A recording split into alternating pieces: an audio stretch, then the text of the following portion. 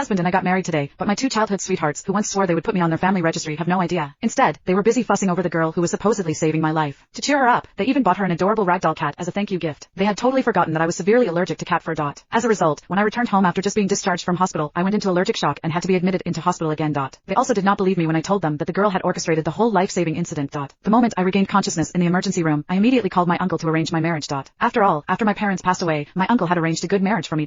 As soon as he heard my consent to get married, he immediately began the fastest marriage arrangement he could possibly do. He did that because he was afraid I would become muddle-headed again and waste my time being torn between those two childhood sweethearts. He advised, Joy Mackenzie, didn't I tell you before that your two childhood sweethearts barely good enough to be your friends? As a man I know for sure that they don't have the quality to be good husbands. A man always knows another man's flaws better, but you refuse to believe me. Then he told me, we get your wedding license first and 7 days from now, you will have your wedding party. In the past, I always thought my uncle, being a man, could never understand a girl's feelings.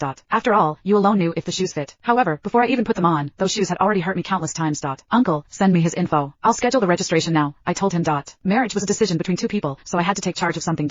As so happened, when I was about to set the appointment, Tom Weston and Jeff Lawrence heard my words and barged into the hospital room. They immediately asked me in unison, what appointment are you talking about? What kind of register are you going to apply? I saw no reason to hide it from them, so I answered honestly, I'm getting married. The two of them exchanged glances. When they realized neither of them was my groom, they both let out a relieved laugh. You're making a joke, right? I did not pay any attention to them and continued booking my appointment on my phone. Out of curiosity, they leaned over, as they usually did, to take a look. However, before they could take a good look, Tom's cell phone rang. The sound was mimicking a cat's meow, a ringtone that he had especially set for Lisbeth Collins. Tom, I think there's someone in my house. I always triple lock the door when I leave, but now it opens with just one twist, Lisbeth said in a panic.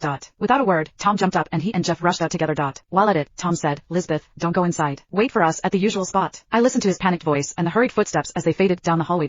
They had not even known each other for a month and they already had a usual spot just for the three of them. I smirked and confirmed the earliest possible date for the marriage registration. The day I was discharged from the hospital, Tom and Jeff finally showed their face again. The two of them were on the rush. They constantly urged me to speed up my pace, so I kindly told them if they had something more urgent, they were welcome to leave first. Jeff grumbled at Tom with a gloomy face. Didn't I tell you to split up? Now Lisbeth is waiting for us, and if anything happens to her, you'll regret it. Tom shot back at Jeff, his eyes full of anger. Do you think I want to be here? Back then, they would have fought over who got to pick me up from the hospital. Now, I was nothing but a burden to them. I smiled and hailed a taxi from the street. Seeing this, they pulled me out of the taxi with annoyed faces. Joy, what do you think you're doing? Lisbeth had organized a surprise party for you to celebrate your discharge from the hospital, they said. Without giving me a chance to refuse, they dragged me into their car. As soon as they closed the door, they immediately dialed Lisbeth's number and chatted animatedly with her the whole ride. I felt I had become invisible, so I closed my eyes to rest. Only when we reached the bar did I realize the so-called surprise for me was actually a birthday celebration for Lisbeth. With hands filled with beautiful wrapped gifts, Tom and Jeff hurried over toward her. Those were the same presents they had chosen for my birthday this year.